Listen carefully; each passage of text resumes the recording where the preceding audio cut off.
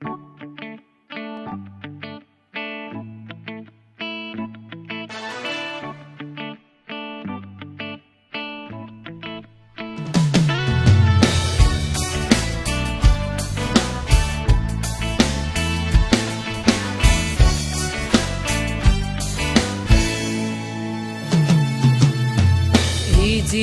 Israel bang tharau sartang kan tam boy pa kan zang fa kau mu ti in kan au che mo boy pa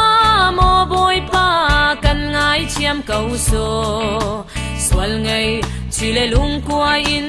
mit thi he kan tap ton e pen nak thong thabia sung hi kan ramma leng ve chang taksa thin lung tharau dam na thong thabia sem chin sem mong chan tiang ro bang ling kau se leila ban ram deng tiang in luang chin ve kau chang selo man sung pen nak lu nu chun cham bao nun long alang man se tharau shuai nakin tang dor nun kan chong mo boy pa o kan ngai chiam kau so ngai chiam le do nak long hi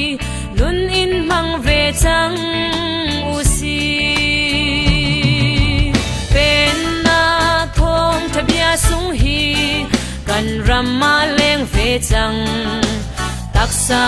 thin lung tharau dam nak thong thabia sem chin sem mong chan tiang ro bang ling kau se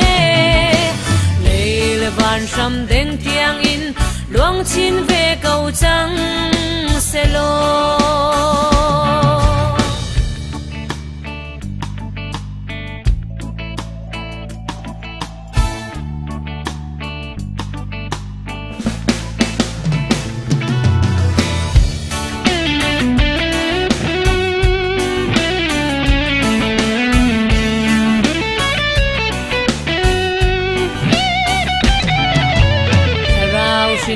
shit lai hoi dam min nan chiao mo kan ram kan mi phun cha dai na kau se thiang tharau o van rua sur kan her mo set mai cheu bang zum tu kan nun cheu ve chang selo pen na thong thabia sung hi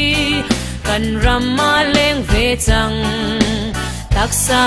thin lung tharau dam na thong thabia sem chin sem mong chan tiang ro bang ling kau se